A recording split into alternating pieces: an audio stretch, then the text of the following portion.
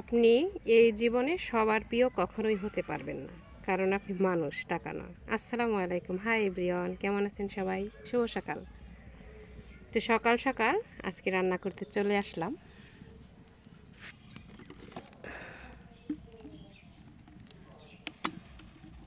তো কড়াইটা গরম হয়ে গেছে, এখন তেল দিয়ে দিব। বিসমিল্লাহ।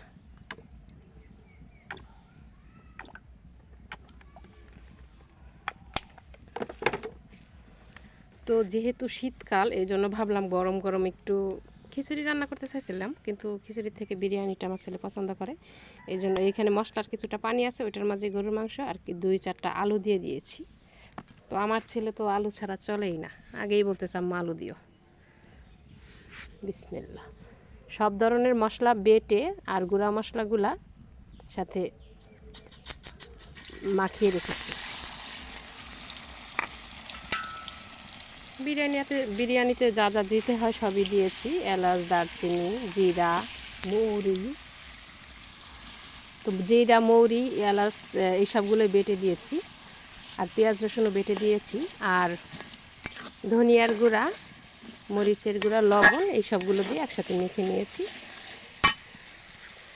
তো এখানে হাফ কেজির মতো গরুর মাংস তেল সহ সুন্দর করে ছোট ছোট করে কেটে নিয়েছি। তো আপনারা সবাই কেমন আছেন কমেন্ট করে জানাবেন, ভিডিওটি দেখে অবশ্যই একটি লাইক দিবেন। কেমন?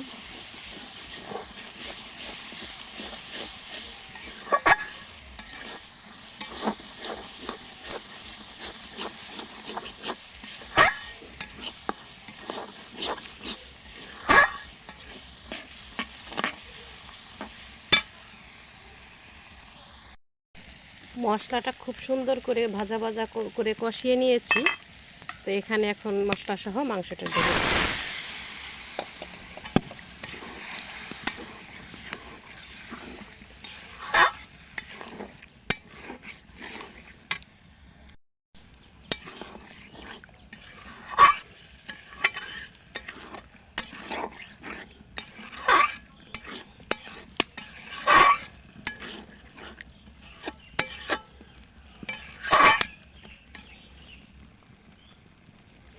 তো এটা কষতে থাক, এখন চালটা রেডি করে নিই। এই যে এখানে চালটা ভিজিয়ে রেখেছি। চালটা যদি ভিজিয়ে রাখা হয় তাহলে কিন্তু অনেক বড় বড় হয় ভাতগুলা।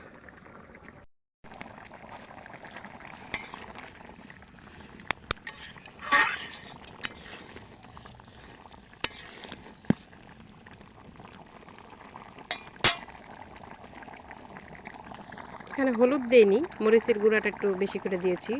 গরুর মাংসে একটু ঝাল কম হলে ভালো লাগে না খেতে। তো এই যে চালটা দিয়ে সুন্দর করে নাড়িয়ে চাড়িয়ে দিচ্ছে আমার ছেলে। তো প্রায়শই সে কাজটা করেই থাকে, রান্না করতে আসলে একটু নাড়াচাড়া দিয়ে যায়। তো এখন পানিটা দিয়ে দেব।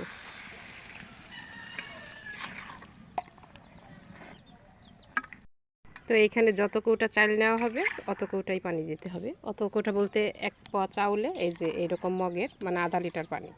এটা দিলে খুব সুন্দর ঝরঝরা হবে, মানে কোনো প্রকার নরম হবে না।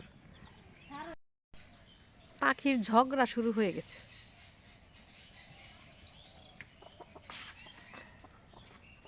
এই ঝগড়া করো না, বুঝিয়ে বলো। আব্বু, পাখি ঝগড়া করতেছে, শুনতেছ? আমার ছেলে তার বোনকে দেখতে চলে যাচ্ছে। সকালে উঠেই তাকে না দেখতে পেলে তার ভালো লাগে না। ওই যে আমার দেবরের মেয়েটা। তো এখানে কিন্তু 4টা কাঁচামরিচ দিয়ে দিয়েছি গাছ থেকে তুলে। তো আমার রান্নাটা শেষ হয়ে গেছে, যে কত সুন্দর ঝরঝরা হয়েছে দেখতেই পাচ্ছেন। খুব সুন্দর ঝরঝরা হয়েছে।